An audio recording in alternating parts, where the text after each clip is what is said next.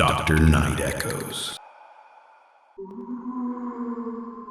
I was driving through a very thick fog in the Oregon mountains. It was nearly 3 a.m. The fog was so heavy that I could only see a few feet in front of my bumper. I was crossing a long, tall bridge over a deep canyon. I slowed down because the road was slick. Suddenly, my headlights hit a man standing on the thin railing of the bridge.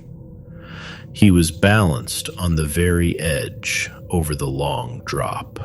I thought he was going to jump.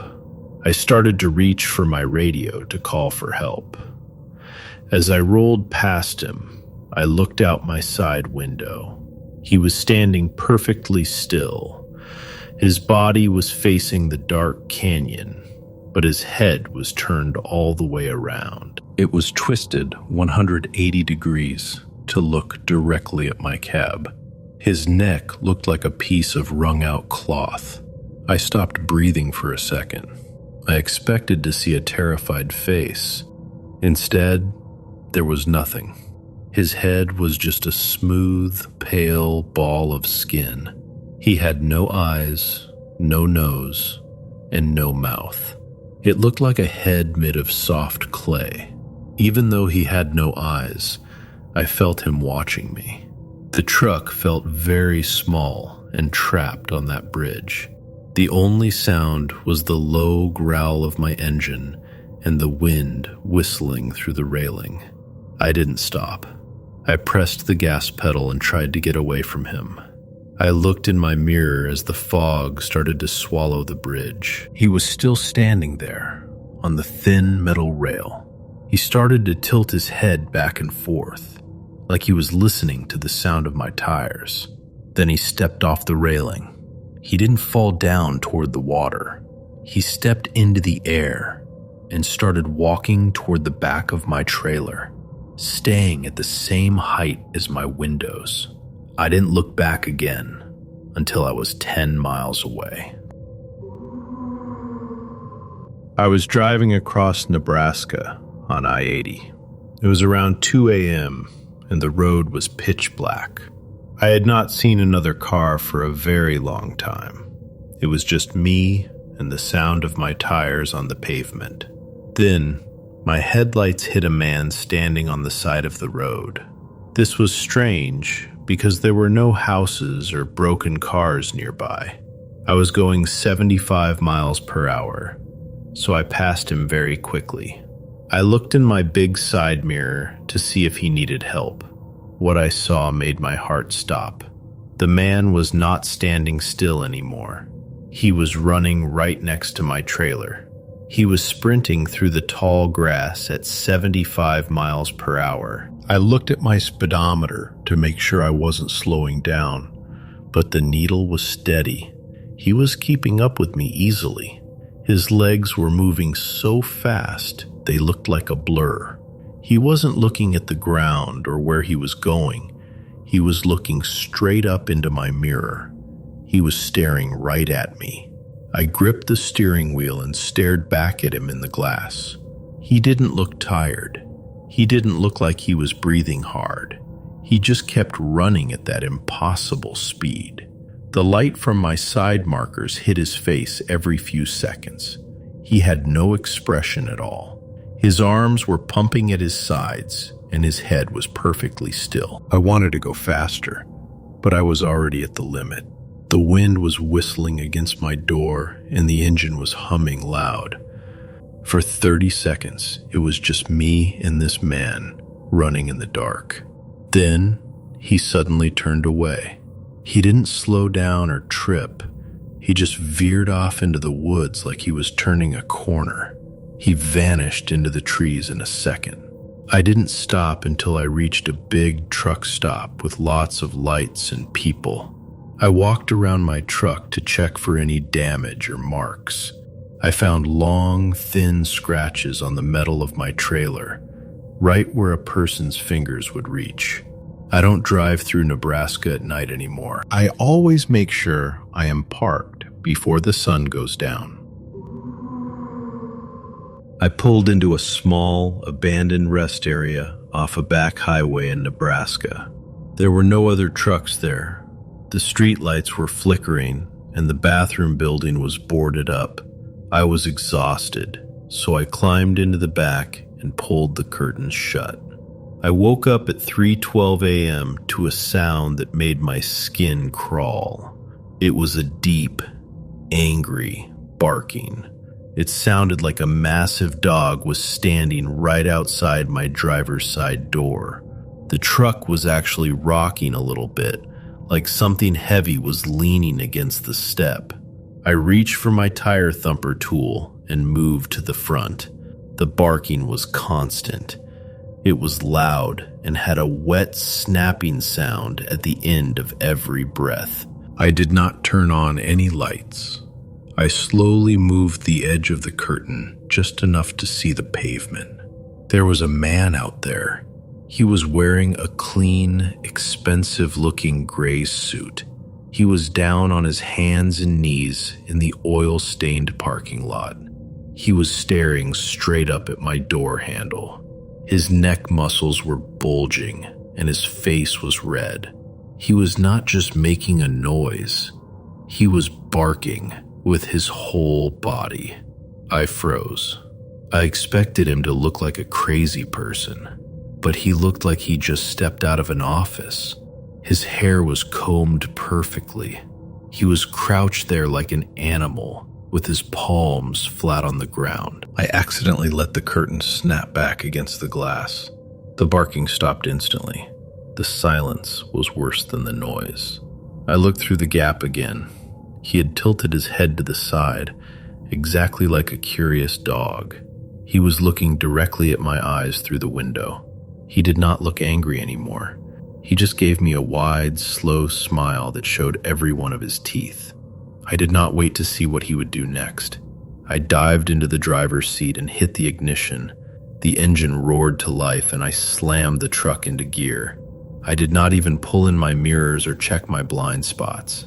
As I pulled away, I looked in the side mirror. He was still in the same spot, crouched on all fours. Then he started chasing the truck. He was keeping up with me as I hit second gear, his arms and legs moving in a blur. I did not stop until I found a way station with state troopers out front. I was hauling a heavy load through the mountains of West Virginia. The road was very curvy and narrow. It was about 2 a.m., and the fog was hanging low over the trees. I rounded a sharp corner and saw a flash of light in my beams. There were people standing on both sides of the road. I slowed my truck down to a crawl.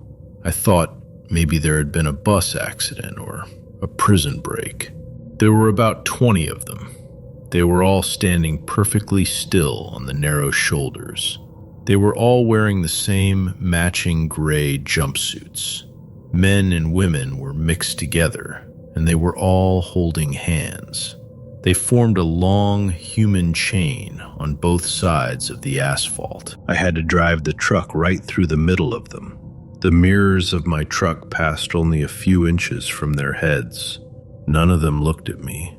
Usually, if a big semi-truck passes that close, people jump back or look at the driver. These people did not even blink. They all stared straight ahead into the dark woods. Their faces were totally blank. It looked like they were in a deep trance. The only sound was the hiss of my air brakes and the low rumble of my engine. I felt like I was driving through a graveyard where the bodies were still standing up. I looked in my side mirror after I passed the last pair. As soon as my trailer cleared them, they all let go of each other's hands. They didn't walk away. They all turned at the exact same time to face the road. I saw 20 pairs of white faces watching my taillights in the dark. I didn't stop until I hit the state line. I still wonder what they would have done if my engine had stalled right there in the middle of them. I was driving through the Maine woods late at night. Around 1 a.m., I passed a speed limit sign that said 40 miles per hour. It had a small bullet hole in the zero. I didn't think it was strange at first, but a few minutes later, I saw the exact same sign again. I checked my GPS, but the screen was just a blank blue light. It wasn't showing the map anymore. I thought I was just tired, so I decided to watch the miles on my dashboard. Exactly 2.4 miles later, I saw the 40 miles per hour sign with the bullet hole again. Next to it was a broken wooden fence post. Right after the post, there was a dead deer on the side of the road. I started to get scared. I was driving on a straight road with no turns. I pushed the gas pedal down to go faster. The engine was very loud. After another 2.4 miles, the sign appeared again, then the broken post, then the dead deer. The air in the truck felt very hot. I was sweating a lot. I picked up my radio to call for help. I asked if anyone else was on the road. No one answered, but I heard a strange sound. Every time I shifted gears, the radio made a clicking sound. It sounded like someone else was shifting gears at the exact same time as me. I looked ahead and saw the sign coming up for the 4th time. I couldn't take it anymore. I slammed on my brakes and stopped right in front of the sign. I turned off the engine. It was so quiet that my ears started to ring. I sat in the dark and gripped the steering wheel. I was too afraid to look out the window or step outside. I stayed in the seat until the sun started to come up. When it was finally light outside, the sign and the deer were gone. The road was just a normal forest road again. I looked at my fuel gauge. I had used half a tank of gas, but I was only 5 miles away from where I started. I was driving a load of steel through East Texas on a narrow road. It was very dark, and the woods were thick. I felt the truck shake a little, so I pulled over to check my tires. I kept the engine running because the road was too quiet. I grabbed my flashlight and stepped out of the cab. The air was heavy and smelled like wet pine trees. As soon as I hit the ground, I heard a woman crying. She sounded like she was in a lot of pain. The noise was coming from the deep ditch right next to my trailer. I walked to the edge and shined my light into the tall grass. I thought I would find someone hurt.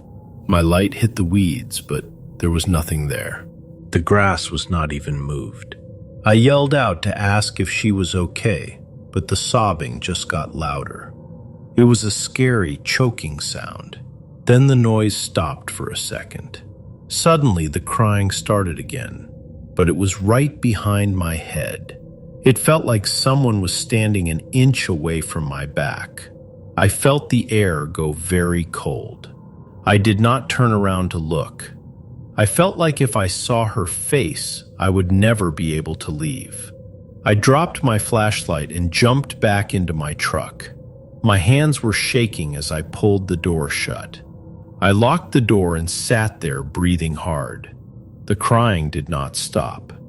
Now the sound was coming from inside my truck. It was coming from the floor on the passenger side. It was quiet at first, and then it turned into a loud scream. I put the truck in gear and drove away as fast as I could. I drove for 20 miles while the crying filled the cab. When I got to a gas station with bright lights, the sound finally stopped. I looked at the passenger seat. There was a wet puddle on the seat, like someone had been sitting there crying for hours. I was driving through the Oregon woods at 2 a.m. The trees were very thick, and the mist was heavy. I saw a person standing on the side of the road. I slowed down because I thought they needed help with a car.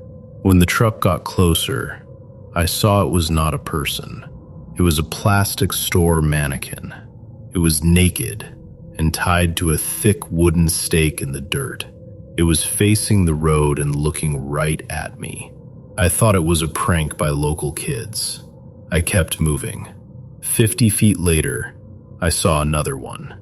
This one had a wig and was missing an arm. It was also tied to a stake and facing the road. I started counting them. They were perfectly spaced out. Every 50 feet, my lights hit another one. Some wore old flannels and some were just pieces of plastic on sticks. All of them were turned to look at my window. The woods were dead silent. My engine sounded too loud in the cab. I tried to use my radio to find other drivers. The speaker just made a wet clicking sound. I turned it off. The mannequins kept coming for miles. I did not want to stop. My doors were locked, but I checked them anyway. I felt like I was being watched by 1,000 plastic eyes. Then I saw a wooden chair in the middle of my lane. A mannequin was sitting in it, wearing a yellow rain poncho. I did not slow down. I knew if I stopped to move it, I might not get back into my truck. I hit the chair at 50 miles per hour. There was a loud crash, and the wood broke into pieces.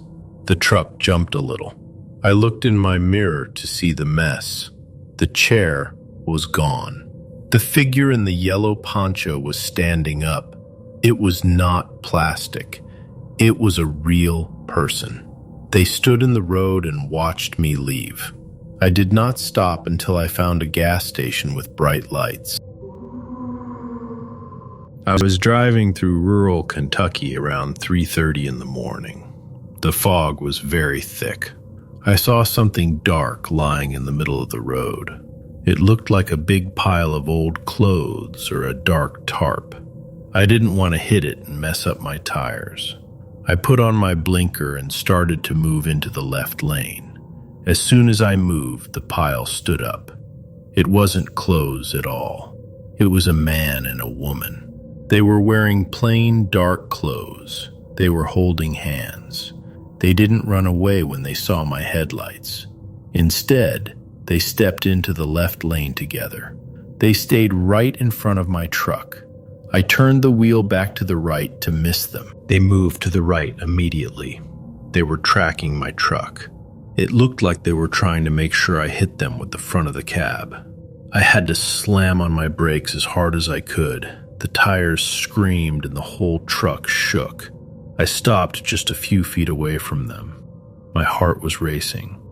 I expected them to be scared or angry. They just stood there in my bright high beams. They didn't blink. They didn't have any emotion on their faces. They just stared through my windshield at me. Their hands stayed locked together the whole time. Everything went quiet except for the sound of my engine. I grabbed a heavy flashlight and watched them. I was too scared to get out of the truck. After a minute, the man gave a small nod. They both turned around at the same time. They walked off the road and disappeared into the tall grass. They never looked back.